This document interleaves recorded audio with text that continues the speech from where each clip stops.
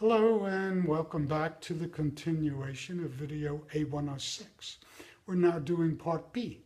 This is understanding the treatment that you are going to go through to effect a cure for your IBS. As we talked about in A-106 part A, I talked about the things that are causing your irritable bowel syndrome. Medicine and science operates on observation. And that's what I'm asking you to do. When you observe your environment, your surroundings, things that go on, it's so much easier to grasp understanding of a problem, to effect a solution, or in this case, a cure. If you observe your own behavior, that is the behavior of your alimentary canal or your digestive tract. It will clearly give you little hinters and indications of what goes wrong. How many people talk about, oh, I shouldn't have eaten that? Yeah, it happens. If it occasionally happens, totally understandable. But when you have irritable bowel syndrome, it is a major issue that goes on continually for your whole life. That is what you have to understand. It is beyond my comprehension that medicine did not get to the stage where I am. I will tell you, and I'm not going to get into it on the medical side, a paper just was published this May on a study that was done in Europe on irritable bowel syndrome and inflammatory bowel disease. They fashioned a controlled study.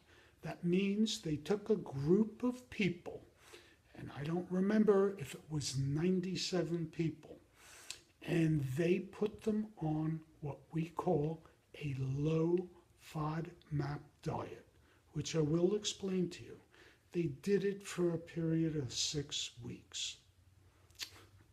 And then the results weren't remarkable. Why? And on top of it, they were giving these patients prescription medication, anti-inflammatories. You know how I equate that?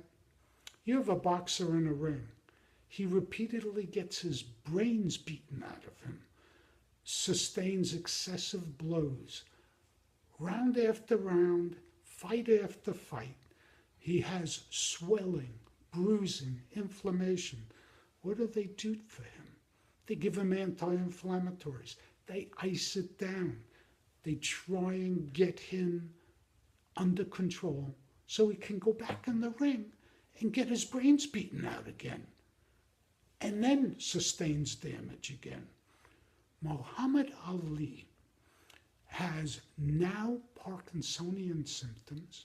He has other mental disorders, all related to excessive, repetitive blows to his skull, which damaged his brain. In essence, in irritable bowel syndrome, you're doing the same thing. Repetitive insults, and that is what medicine calls an injury. Repetitive injuries to the lining of the brush border. Again, I reiterate it, if you cause damage and you don't produce the enzymes, you're going to facilitate the excessive growth of bacteria. You end up with SIBO, small intestinal bacterial overgrowth. You end up with an excessive amount of pathogenic or disease-causing bacteria, which then causes more damage to your brush border. So poor Muhammad Ali never got a chance to really repair his body. The human being is amazing. Our bodies have a built-in programmed application to always be able to facilitate and repair our bodies. What do you think you do when you sleep? What is the function of sleep? No one bothers to think about their own human body. That is a cleanup stage of your life. You ever think about it? When you go into sleep and you're in your subconscious, your brain is cleaning house. It is getting rid of all the toxins, all of the waste products that go on in functioning in your brain. Your brain is rebooting itself, repairing, cleaning. Well, you're not giving that opportunity for your body with irritable bowel syndrome. So if you keep eating watermelon, you keep eating onions, and you keep eating peaches, cherries, garlic, avocados, when you don't have the ability to produce the enzymes to break down those complex sugars in those foods, your bacteria go crazy in your small intestine. You keep getting sicker and sicker and sicker. If it doesn't have the opportunity to repair itself, the body then ends up sustaining ulcerations in the small intestine and eventually the large intestine. And your disease gets to be more progressive, where it goes from irritable bowel syndrome to inflammatory bowel disease to ulcerative colitis and on and on and on. There is another situation. I once talked to you about your immune system. There are other things that go on in your body, and I don't mind telling you how complex the human body is. You produce a chemical called IAP, intestinal alkaline phosphatase. This interesting production of this enzyme actually prevents the bacteria from adhering to the cells of your small intestine. That is one possible reason why you could develop severe IBS. You produce this, I can't go into it, but in the gully part of your brush border, where those finger-like projections, the villi, come out. If your body is not producing enough IAP, the bacteria aren't getting killed. And then what happens is they stick or adhere to those cells and kill it. So this is what's happening to you. It might sound a lot of repetitive information, but you're on video A-106B. If you've heard this enough times, you're getting to learn more than your physician knows. All this material is maybe 18 months old. And the interesting thing about that study, done, I believe it was in Denmark, and if you want, you can contact me. I'll provide that paper for you. Or you can look on my Facebook page, Lawrence Bodner Author. That paper is posted there. And also my paper that I wrote on irritable bowel syndrome is posted there. And you could see what they did. But guess what? 6 weeks on the diet without having the enzymes to break down the sugars you're still eating ain't gonna work. Can't work. Remember that compound fracture that example person had surgery for? And the doctor said 6 months to a year in the cast? What did these researchers or physicians think they were accomplishing in 6 weeks? Very real possibility is they didn't understand Dr. Matthew Tiska's work on the brush border. And they don't really understand how the human body constructs and builds a brush border and how long it takes for a brush border to be rebuilt after effacement or damage to the brush border. So this is very important. Look, you think I had fun going through the treatment? No, but as I progressed and I saw after 10 days, no more gas, no more cramping, reduced amount of frequency for taking care of myself and not having to use the lavatory as much, I knew I was making progress. And I could feel that I didn't have that soreness in my gut anymore. One last interesting thing. think back, if you don't have IBS, what it was like when you had a severe gastrointestinal virus. The lining of your small intestine was destroyed. How do you know? Because everything you ate burned and hurt as it went through your intestine. Same thing happens to people who have bad intestinal infections, or who go to Mexico and get so-called diarrheas, a traveler's diarrhea. That was a temporary damage to the small intestine. There is another interesting medical condition that a lot of physicians see. It's called PILI, post-infectious lactose intolerant. Many people who aren't lactose intolerant and develop a severe gastrointestinal infection, when the infection is over, they discover they're lactose intolerant. What really happened was that infection was so bad. In the last section of the small intestine, that is where you produce lactase, one of those intestinal enzymes that break down milk sugar. And what happens is the virus destroyed those cells that make it. The lucky thing is people who have PILI end up, after 3-4 months of a person not eating lactose foods, dairy foods, all of a sudden they say, doctor, I don't feel like I have lactose intolerance anymore. After 3-4 months, those cells started regenerating. Are you getting the idea now? You are going to be the person who's going to help your body try and rebuild and start functioning again. Irritable bowel syndrome and inflammatory bowel diseases are examples of functional disorders. Your condition is a functional disorder. Your small intestine is not functioning normally. And we are going to start in A-107. I'm not going to talk about all this, and I'm just going to go into how you start your treatment program.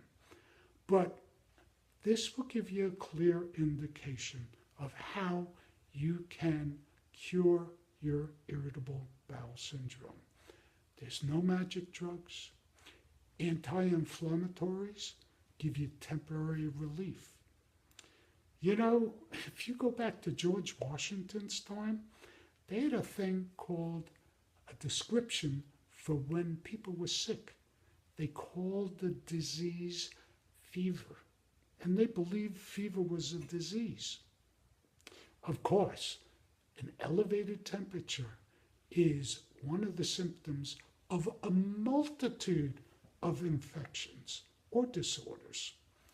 And what they did was they had a treatment where they bled a person in George Washington's time. They believed that evil humors that were in the blood would be relieved by bleeding the patient. Medicine is always in a constant state of flux and change. All I'm asking you to do is observe what I'm telling you. I will save millions and millions of people from suffering needlessly and unnecessarily. It works. If you want further detailed information where you could read at your leisure, watch how you progress through your digestive tract, from your mouth to the end product. You will get to understand. There is another interesting thing. Window of opportunity. Nobody likes to talk about their stool. But guess what? It's a window into what's going on in your body. And no one thinks to even look at it. But don't kid yourself. If you were bleeding internally, how would you know? Unless you saw blood in your stool. There is something called a test for stool, and it's called the Rome test, where they look at the stool.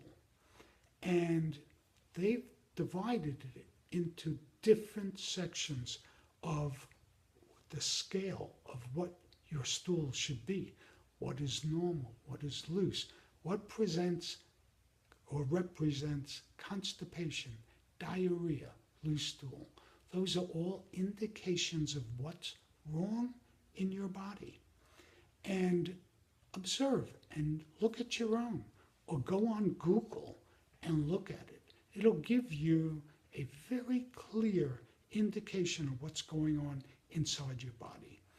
But going back to your canine friends, in that thumbnail from A-106, Part A, you will see those dogs that line up for that tree, they don't experience that.